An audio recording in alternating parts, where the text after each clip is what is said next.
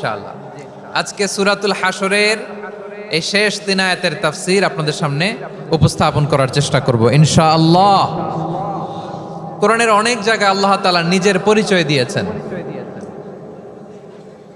নিজের পরিচয় তিনি বিভিন্ন আয়াতে বিভিন্ন সূরায় পেশ করেছেন। 3টি জায়গায় খুব এক্সক্লুসিভলি আল্লাহ তাআলা নিজের পরিচয় দিয়েছেন। এক হচ্ছে সূরা বাকারার 255 নম্বর আয়াতে, মানে আয়াতুল কুরসি। এর মধ্যে 9টা বাক্য আছে, 9টা বাক্য মিলে একটা আয়াত।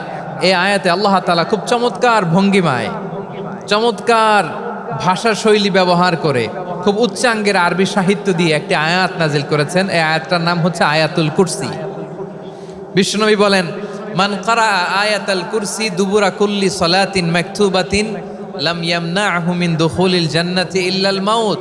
প্রত্যেক ফরজ নামাজের পরে যে আয়াতুল কুরসি পড়বে তার জান্নাতে যাওয়ার ক্ষেত্রে আর কোনো বাধা থাকে না, একটা জিনিস ছাড়া, সেটা হচ্ছে মৃত্যু, মরণ। লোকটা মরে না তাই জান্নাতে যায় না, মরলেই জান্নাতি। এই আয়াতুল কুরসির এই আয়াতে আল্লাহ তাআলা খুব স্পষ্টভাবে নিজের পরিচয় তুলে ধরেছেন। আবার সূরাতুল ইখলাসের ভেতরে আল্লাহ তাআলা খুব চমৎকার ভঙ্গিমায় তিনি নিজের পরিচয় তুলে ধরেছেন।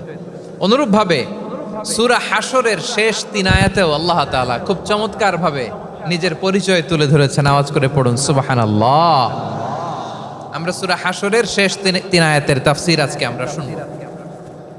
আসুন আমরা আমাদের রবকে চিনে নেই। আজকের আলোচনার টপিক হচ্ছে আসুন আমাদের রবকে চিনি। আসুন আমাদের, সবাই বলুন, আসুন আমাদের রবকে চিনি। আজকের আমার ঢাকা বিভাগের প্রোগ্রাম থেকে, এই নবাবগঞ্জ বারুয়াখালীর প্রোগ্রাম থেকে আমরা আমাদের রবকে চিনে যাব ইনশাআল্লাহ। বলেন সবাই। সূরা হাশরের শেষ 3 আয়াতের একটা বিশেষ ফজিলত আছে, এটা আপনারা পড়বেন। কি ফজিলত? বিষ্ণু ইসা ইসলাম বলেন, মান ক্বালা হিনা ইউসবিহু সালাসা মাররাতিন আউযু বিল্লাহিস সামিউল আলিম মিনাশ শাইতানির রাজীম সুম্মা ক্বারাআ সালাসা আয়াতিন মিন আখিরি সূরাতিল হাশরি ওয়াক্কালাল্লাহু বিহি ৭০,০০০ মালাকিন ইউসাল্লুনা আলাইহি ওয়া ইন মাতা ফি যালিকাল ইয়াউমি মাতা শাহীদান।